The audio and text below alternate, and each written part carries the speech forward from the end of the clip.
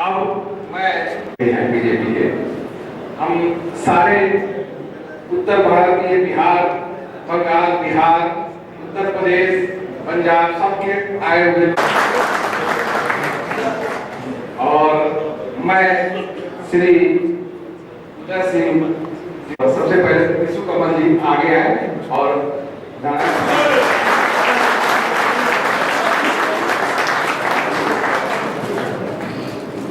पुनः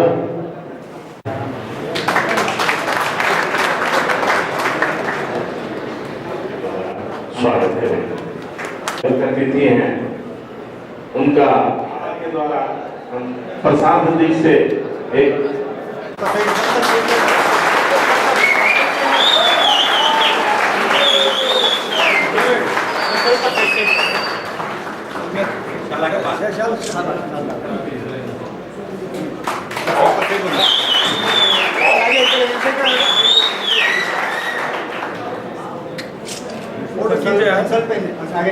जोर से खींचना है।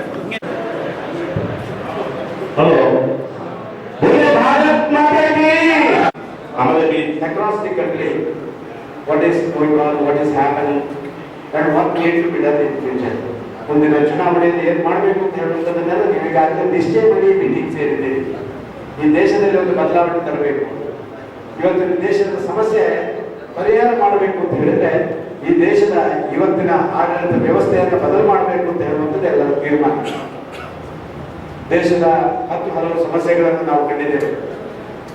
ದೇಶ ಒಂದು ರೀತಿಯಲ್ಲಿ ಒಡೆದಾಡುವಂತ ಒಂದು ನೀತಿ ಅದು ದೇಶದಲ್ಲಿ ಜಾಸ್ತಿ ಆಗ್ತಾ ಇದೆ. ಇವತ್ತು ನ್ಯಾಷನಲ್ ಇಶ್ಯೂಸ್, ಇವತ್ತು ರಾಷ್ಟ್ರೀಯ ವಿಚಾರಗಳಿಗೆ ಒತ್ತು ಕಡಿಮೆ ಆಗಿ ರೀಜನಲ್ ಇಶ್ಯೂಸ್, ಪ್ರಾದೇಶಿಕ ವಿಚಾರಗಳಿಗೆ ಹೆಚ್ಚು ಹೆಚ್ಚು ಒತ್ತು ಕೊಡುವ ಹಿನ್ನೆಲೆಯಲ್ಲಿ ದೇಶದ ಆಂತರಿಕ ವ್ಯವಸ್ಥೆಗಳು ಕುಸಿತಾ ಇದೆ. ನನಗೆ ನೀವೆಲ್ಲ ಹೇಳಿದ್ದು ತುಂಬಾ ಸಂತೋಷ ಆಯಿತು. ಮತಗಳು ನನ್ನ ಕ್ಷೇತ್ರದಲ್ಲಿದ್ದಾರೆ. ಇಡೀ ದೇಶದಲ್ಲಿ 3ನೇ ಅತಿ ದೊಡ್ಡ ಕ್ಷೇತ್ರ ಬ್ಯಾಂಗ್ಳೂರು ಉತ್ತರ ಕ್ಷೇತ್ರ. ಎಲ್ಲರನ್ನು ಭೇಟಿ ಮಾಡಲಿಕ್ಕೆ ಸಾಧ್ಯ ಇಲ್ಲ. ಹೇಗೆ ಉತ್ತರ ಭಾರತದವರಿಗೆಲ್ಲ ಎಲ್ಲ ಸೇರಿಬಿಟ್ಟು ನಾವೆಲ್ಲ ಸದಾನಂದಗೌಡರಿಗೆ ಒಟ್ಟಿಗೆ ಬಂದು ಆಶೀರ್ವಾದ ಮಾಡ್ತೇವೆ ಅಂತ ನೀವು ಬಂದಿದ್ದೀರಲ್ಲ, ಇದು ದೇಶದ ಏಕತೆಯ ಸಂಕೇತ ಅಂತ ನಾನು ಭಾವಿಸ್ತಾ ಇದ್ದೇನೆ.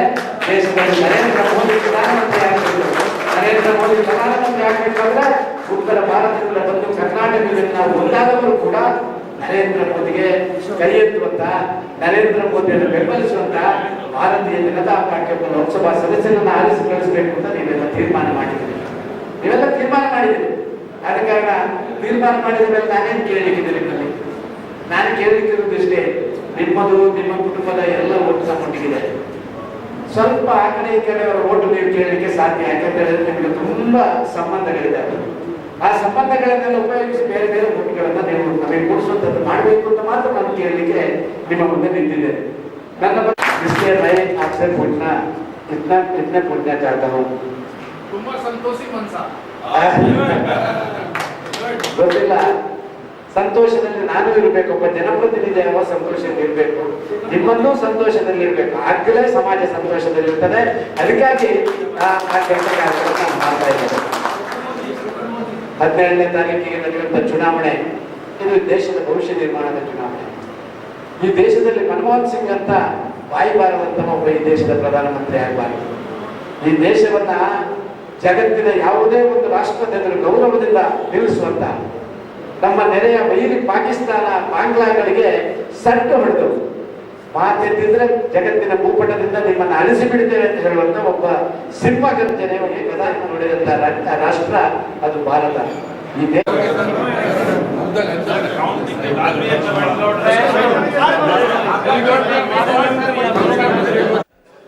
ಭವಿಷ್ಯವನ್ನ ನಿರ್ಣಯಿಸುವ ಮಹತ್ತರ ಚುನಾವಣೆ ಇದೆ. ಈ ಚುನಾವಣೆಯಲ್ಲಿ ವಿಶೇಷವಾಗಿ ಕರ್ನಾಟಕ ರಾಜ್ಯದಿಂದ ಅತ್ಯಂತ ಹೆಚ್ಚಿನ ಎಂಪಿಗಳನ್ನು ಭಾರತೀಯ ಜನತಾ ಪಾರ್ಟಿ ಕಳಿಸುತ್ತೆ ಅನ್ನೋ ವಿಶ್ವಾಸ ಮತ್ತು ನಂಬಿಕೆ ನನಗಿದೆ. ಅದರಲ್ಲೂ ವಿಶೇಷವಾಗಿ ಅತ್ಯಂತ ಸಚ್ಚಾರಿತ್ರರು, ಒಂದು ಸಣ್ಣ ಕಪ್ಪು ಚಿಕ್ಕದಲ್ಲಿ ಆಡಳಿತ ನಡೆಸಿರುವಂತಹ ಈ ರಾಜ್ಯ ಕಂಡ ಅತ್ಯಂತ ಶ್ರೇಷ್ಠ ಮುಖ್ಯಮಂತ್ರಿಗಳಲ್ಲಿ ಒಬ್ಬರಾದ ಸದಾನಂದ ಗೌಡರು ಬೆಂಗಳೂರು ಉತ್ತರ ಭಾಗಕ್ಕೆ ಬಿಜೆಪಿ ಅಭ್ಯರ್ಥಿಯಾಗಿ ನಿಂತಿರುವುದು ನಮಗೆಲ್ಲರಿಗೂ ಬಹಳ ಸಂತೋಷ ತಂದಿದೆ. ಬಹುಶಃ ನನಗನ್ಸುತ್ತೆ ಇದುವರೆಗೆ ನಿಂತಿರುವ ಎಲ್ಲ ಅಭ್ಯರ್ಥಿಗಳಿಗಿಂತ ಸದಾನಂದ ಗೌಡರು ಅತ್ಯಂತ ಹೆಚ್ಚಿನ ಮತಗಳನ್ನು ತಗೊಂಡು ಗೆಲ್ತಾರೆ.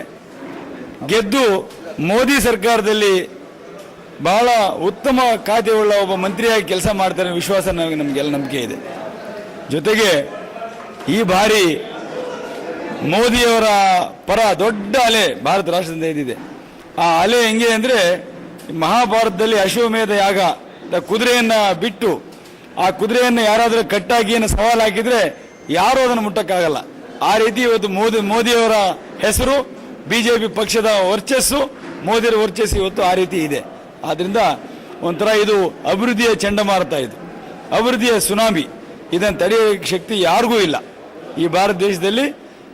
ಮೇ 16 ತಾರೀಕು ಕೌಂಟಿಂಗ್ ಆದ ದಿನ ಮೋದಿಯವರು ಪ್ರಧಾನಮಂತ್ರಿ ಆಗ್ತಾರೆ, ಸದಾನಂದ ಗೌಡರು ಮಂತ್ರಿ ಆಗ್ತಾರೆ.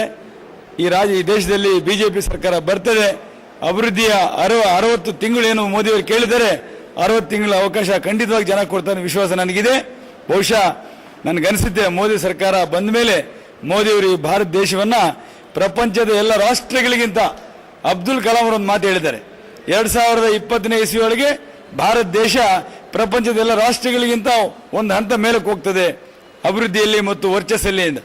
ಅದಕ್ಕೆ ಆ ಒಂದು ನಮ್ಮ ಅಬ್ದುಲ್ ಕಲಾಂ ಅವರ ಕನಸು ನನಸಾಗಬೇಕಾದ್ರೆ ಮೋದಿಯವರು ಪ್ರಧಾನಿ ಆಗುವುದು ಅತ್ಯಂತ ಅವಶ್ಯಕವಾಗಿದೆ ಅನ್ನೋದನ್ನ ಜನಸಾಮಾನ್ಯರಿಂದ ಹಿಡಿದು, ಯುವಕರಿಂದ ಹಿಡಿದು, ತಾಯಂದಿರಿಂದ ಹಿಡಿದು ಎಲ್ಲರೂ ಮನಗಂಡಿದ್ದಾರೆ. ಆದ್ರಿಂದ ಈ ಒಂದು ಅಂಡರ್ ಕರೆಂಟ್, ಈ ಒಂದು ಹುಮ್ಮಸ್ಸು, ಈ ಒಂದು ಶಕ್ತಿ मतगलागी परिवर्तन आगी मोदी सरकार बंदे बरते विश्वास नमगिदे। लोग हैं उनकी तरफ से बुलाया गया था। इसमें सबसे पहले श्री निशु कमल जी, श्री विकास ठाकुर जी और आशुतोष जी का एक प्रयास था। ये लोग बहुत दिनों से एक और कार्यक्रम करते थे जिसका नाम है चाय पार्टी। नमो चाय पार्टी इतना फेमस हुआ इस एरिया में कि हमें बहुत लोग बुलाया इस पर। खास के सदानंद गौड़ा जी पहले भी इस पर एक बार चर्चा हो चुकी है, बिहार भवन में हम लोग बुलाए थे उनको, और उस दिन उनको टिकट नहीं मिला था, लेकिन उस दिन सरस्वती पूजा था, उसमें हम लोग बुलाए, सरस्वती माँ का आशीर्वाद हुआ, टिकट उसी दिन फाइनल हो गया उनका। उसके बाद हम लोगों ने बहुत दिन से ये प्रयास था कि एक ऐसा मीटिंग किया जाए जिसमें पूरे उत्तर भारत के लोग जो इस एरिया में रहते हैं, बेंगलोर नॉर्थ क्षेत्र में, इसको एकत्रित किया जाए और उनको वोट देने के लिए खास कर नरेंद्र मोदी जी का हाथ मजबूत किया जाए। तो इसी का एक प्रयास था जिसमें निशु कमल, विकास ठाकुर और आशुतोष जी का प्रयास बहुत दिनों से चल रहा था। हम लोगों को बार बार कहा रहे थे कि Vikas Thakur sir, Ashutosh, they have come to me and they have asked regarding this organization. So I have just spoken to our candidate in Sadanand Gowda ji, and he has given us time, and I'm very happy he's participated 300 plus person today. I'm very happy. We should also thanks to our friends, colleagues who are in Bangalore and from the Bihar and North India. So I wanted to wish him for good government, for good, and vote for Modi. All my wishes is everybody. Thanks. See, we wanted, we wanted one thing in our country. We want the development because we are in the architect, we are in the entrepreneur. So we want a development like infrastructure, road, connectivity, as Atal Bihari Vajpayee he has made. The same thing I want in this new government also, who can organize and who can deliver the things. And we want corruption-free India, and whoever will be out of the country, they should come here. They can enjoy, they can work, they can play. That's why my last point I can tell. And please vote for Modi, vote for Sadanand Gowda ji on 17. Thanks. See, BJP in Karnataka, see, BJP, what he has done in 5 years before this Congress government, he has done a fabulous job. But what happened? After 20 years, they have got the power. So in that power, so many opposition was there, so many things was there. So because the BJP, he has not stable on the same time, and lot of things it happen because of nonsense. And all our in country it is going up, but the people are not bothered. But in our country, in Karnataka, they have bothered, and they have gone through this bad situation. Of course, my thinks is next government will be BJP government in Karnataka also. Thank you.